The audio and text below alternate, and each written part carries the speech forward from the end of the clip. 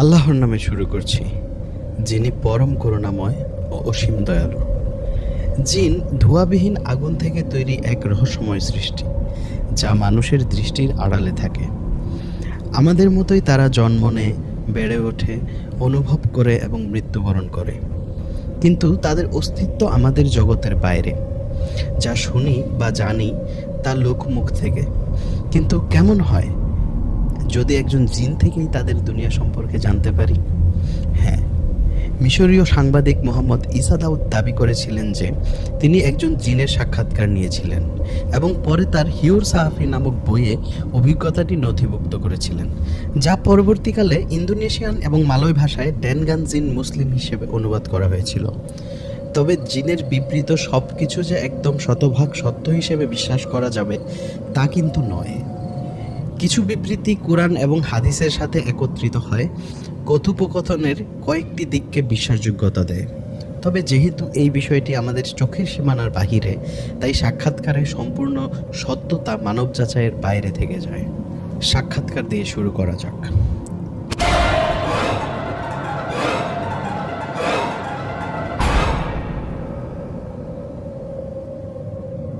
ঈসা দাউদ জিজ্ঞেস করলেন, আপনি কে?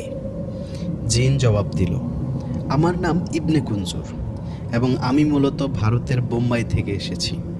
ঈসা তখন জিজ্ঞাসা করলেন, তোমার বয়স কত? জিন তখন কিছুক্ষণের জন্য চুপ হয়ে গেল এবং মনে হচ্ছিল যেন ঈসার দিকে তাকিয়ে তার ইন্টেনশন বোঝার চেষ্টা করছে।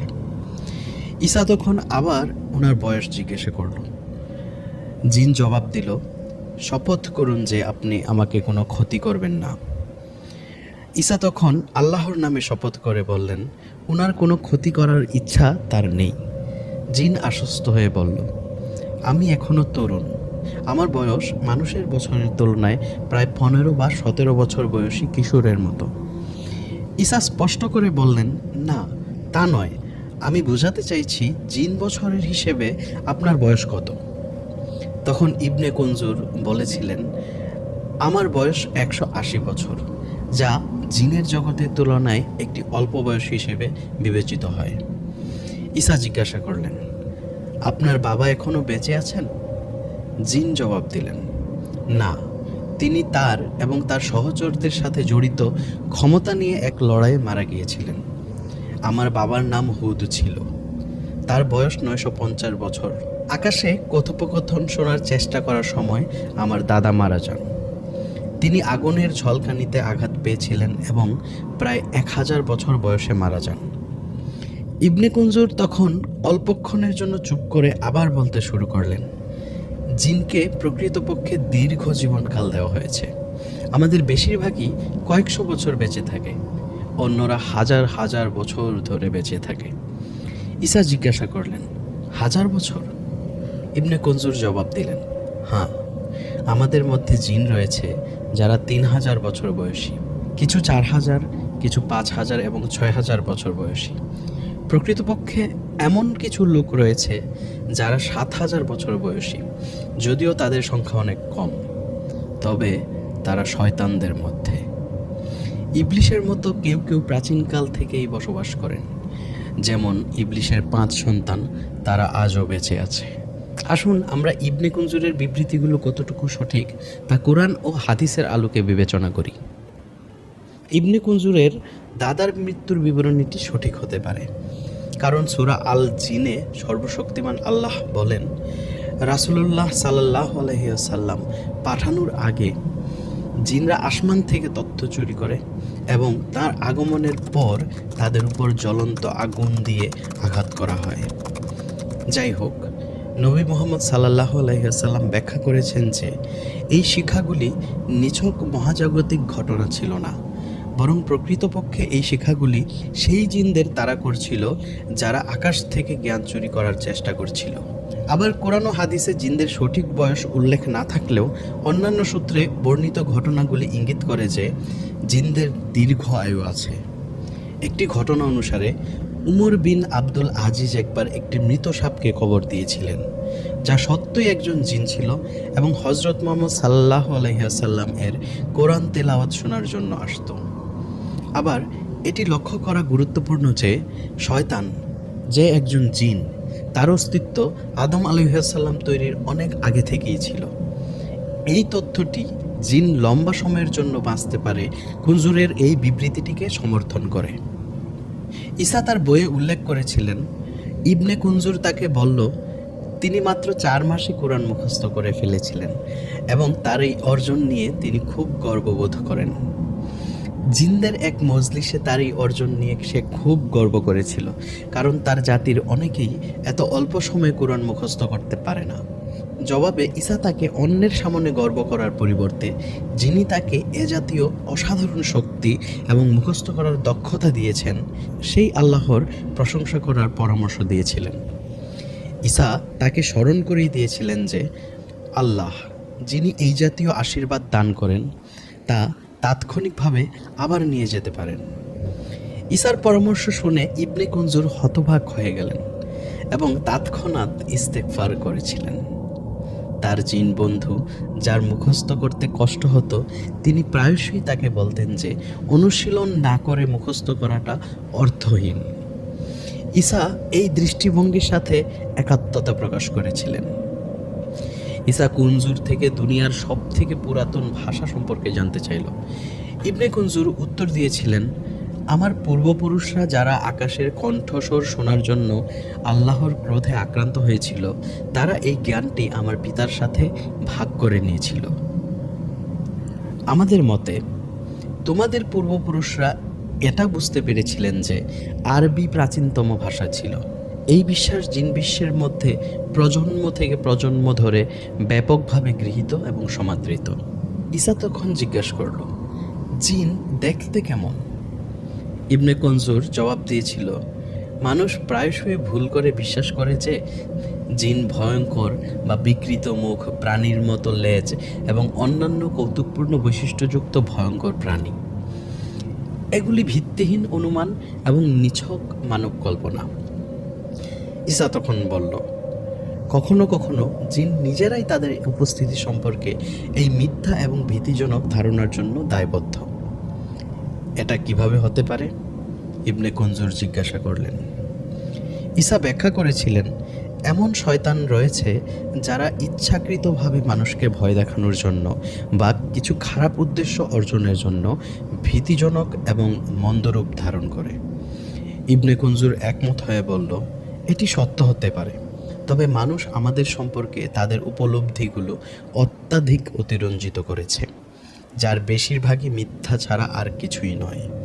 শয়তানদের মধ্যে প্রকৃতপক্ষে মন্দ এবং ভীতিজনক রূপ রয়েছে, তবে মুসলিম জিনকে আল্লাহর দ্বারা একটি ভালো ও মহৎ রূপ দেওয়া হয়েছে। ঈসা এরপরে জিজ্ঞাসা করলেন, তাহলে আসুন এই ধারণাগুলি সংশোধন করুন। আপনার আসল রূপটি আল্লাহর দ্বারা নির্মিত হিসাবে দেখতে কেমন?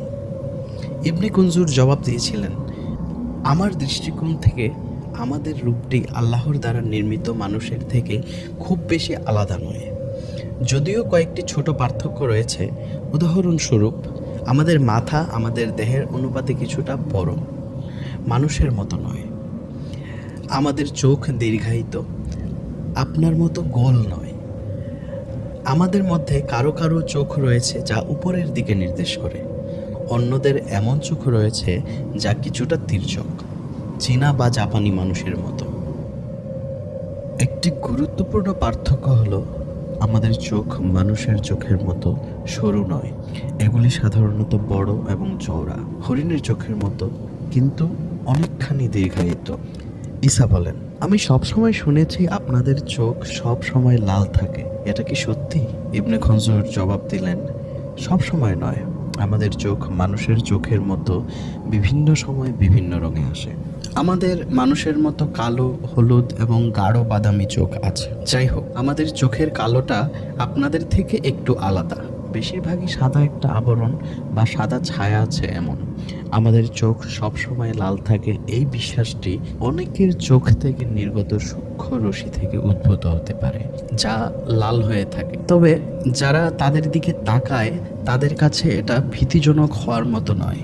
তিনি আরও বললেন, আসলে এর একটি নির্দিষ্ট সৌন্দর্য আছে। আমাদের কান ঘোড়ার কানের মতো, বিশেষ করে তাদের সূক্ষ্ম যে একটা আকার আছে ওরকম। আমাদের কারো কারো কানের আকৃতি বিড়ালের কানের মতো। মানুষ যদি ঘনিষ্ঠভাবে পর্যবেক্ষণ করে তারা দেখতে পাবে যে বিড়ালের কান আসলে ঘোড়ার কানের মতোই। তাই যখন আমরা নির্দিষ্ট রূপ ধারণ করি তখন আমরা বিড়াল, ঘোড়া বা বাঘকেই পছন্দ করে থাকি। আমাদের নাক হিসাবে আপনাদের নাকের মতোই আমাদের মুখের কেন্দ্রে অবস্থিত, তবে এগুলি মানুষের নাকের মতো তীক্ষ্ণ নয়। সাধারণত আমাদের নাক সমতল বা বৃত্তাকার, ফিলিপিনো পুরুষ এবং মহিলাদের নাকের মতো। হযরত মুহাম্মদ সাল্লাল্লাহু আলাইহি সাল্লাম এর দিক নির্দেশনা অনুসরণ করে মুসলিম জিন্নেরা দাড়ি বাড়ান।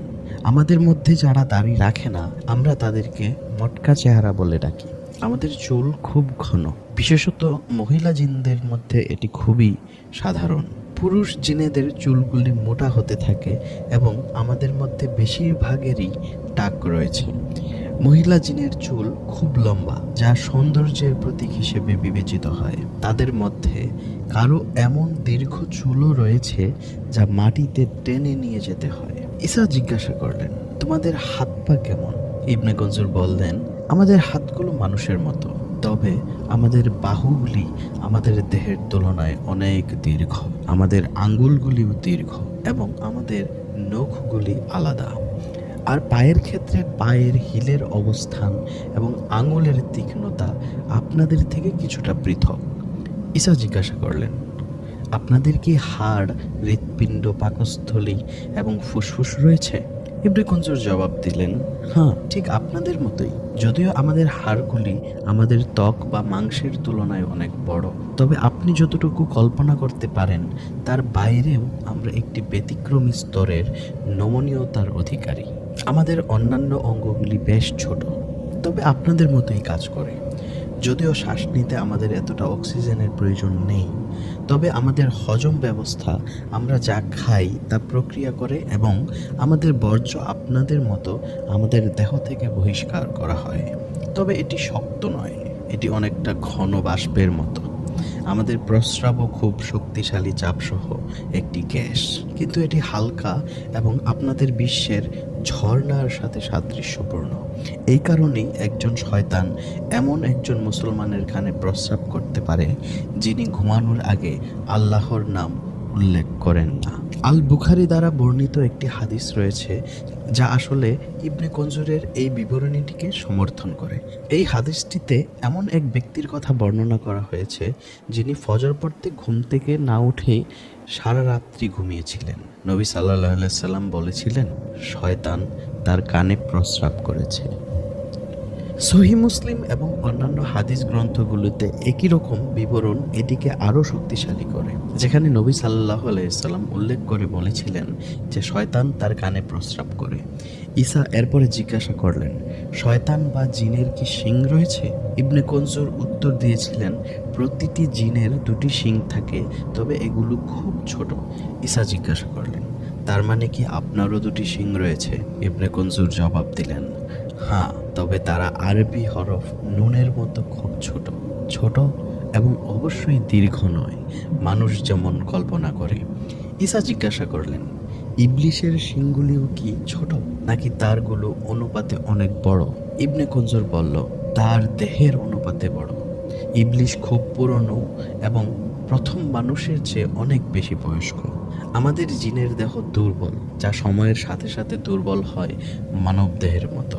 ইবনে গঞ্জুরের এই বিবরণীটিও সত্য, কারণ হাদিসে শয়তানের শিং নিয়ে নবী সাল্লাল্লাহু আলাইহি সাল্লাম বলেছিলেন, যখন সূর্য উঠবে তখন এটি শয়তানের দুটি শিংয়ের মধ্যে অবস্থান করে এবং যখন এটি অস্ত যায় তখন এটি শয়তানের দুটি শিংয়ের মধ্যে অবস্থান করে। সেজন্য এই দুই সময়ে আমাদের সালাত আদায় করতে বারণ করা হয়েছে। তখন ঈসা জিজ্ঞেস করলেন, আপনাদের গায়ের রং কেমন হয়? ইবনে গঞ্জুর ব্যাখ্যা করেছেন, এটি মানুষের মতোই পরিবর্তিত হয়, কিন্তু বেশিরভাগ ক্ষেত্রে আমরা মানুষের চেয়ে কালো। আমাদের চামড়া কালো এবং আমাদের মাংসের সাথে লেগে থাকে। আপনারা মহিষের চামড়া যেমন দেখেন অনেকটা ওই রকম, কিন্তু আমাদেরটা অনেক পুরু। আমাদের কারো কারো ত্বক আরো ঘন, সাদা লাল চামড়ার চিহ্ন রয়েছে। সুবহানাল্লাহ, আমাদের মাঝে অনেক রকমের রং আছে। তখন ঈসা জিজ্ঞাসা করলেন, তারপরেও তো আমরা আপনাদের দেখতে পাচ্ছি না। ইবনে খনজুর জবাব দিলেন, হ্যাঁ, এটা বোঝা যায়। আমাদের উৎস হলো ধোঁয়া ছাড়া আগুন, যা একটি হালকা গ্যাস, তবে কিছু শর্তে আমরা দৃশ্যমান হতে পারি। তিনি জিজ্ঞাসা করলেন, কি ধরনের শর্ত?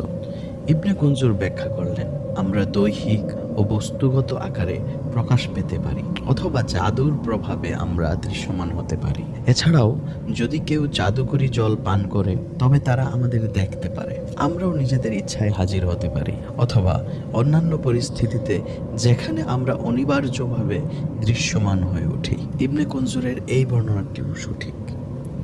যদিও আমরা জাদুর জল অংশটি সম্পর্কে নিশ্চিত করতে পারি না, তবে ওনার উল্লেখ্য বাকি তথ্যগুলো সম্পূর্ণই সত্য।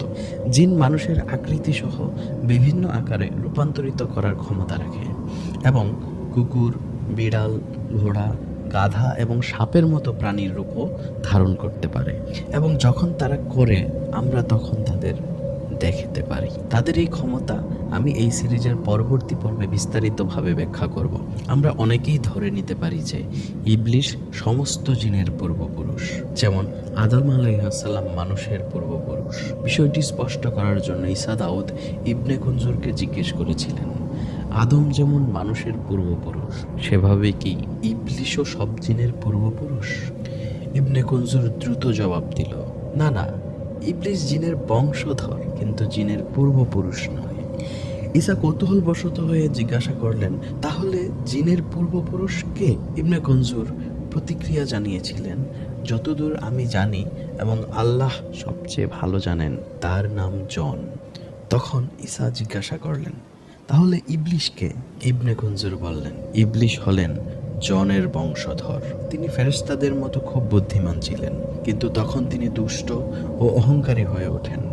যেমন আপনারা কোরআন থেকে জানেন, যখন তিনি ফেরেশতাদের বলেছিলেন আদমকে সিজদা করতে, তখন ইবলিশ ব্যতীত সবাই সিজদা করেছিল। সে জিন ছিল এবং তার পালনকর্তার আদেশ অমান্য করেছিল, তাই সে অভিশপ্ত। ঈসা জিজ্ঞাসা করলেন, জিন কোথায় থাকে? কুনজুর জবাব দিলেন, জিন তাদের বেশিরভাগ শহর এবং প্রাতিষ্ঠানিক কেন্দ্রগুলি পানির উপর প্রতিষ্ঠা করেছে। এছাড়াও মহাসাগর ও নদীর গভীর অঞ্চলেও শহর ও প্রাতিষ্ঠানিক কেন্দ্র রয়েছে।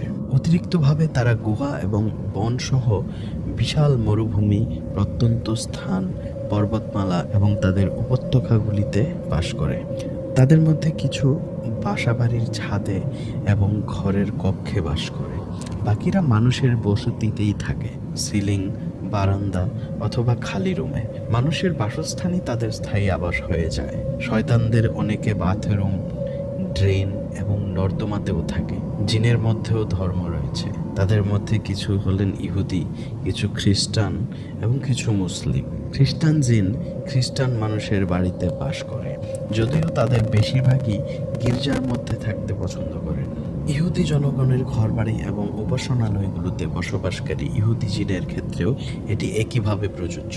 তারা একে অপরকে প্রভাবিত করে। মুসলিম জিন সর্বদা এমন বাড়িগুলি অনুসন্ধান করেন যেখানে বাসিন্দারা আল্লাহ সুবহানাহু ওয়া তাআলার কাছে আত্মসমর্পণ করে, যেখানে তারা সত্যিই মুসলিম এবং কেবল নামমাত্র মুসলমান নয়। যদি এই মুসলিম জিনগুলি কোনো বাড়ির মুসলিম বান্দাকে আল্লাহর আদেশ অনুসরণ করতে না দেখেন, তারা দুঃখের সাথে সেই বাড়িটি ত্যাগ করেন এবং অন্য একটি বাড়ির সন্ধানের জন্য চলে যান, যেখানে বাসিন্দারা আল্লাহর সাথে আনুগত্য করেন। ঈসা এরপরে ইবনে কুনজুরকে জিজ্ঞাসা করলেন, আপনি কি আমার বাড়িতে থাকেন এমন জিনকে দেখতে পাচ্ছেন? ইবনে কুনজুর প্রতিক্রিয়া জানিয়েছিলেন যে, হ্যাঁ, আমি তাদের দেখতে পাচ্ছি।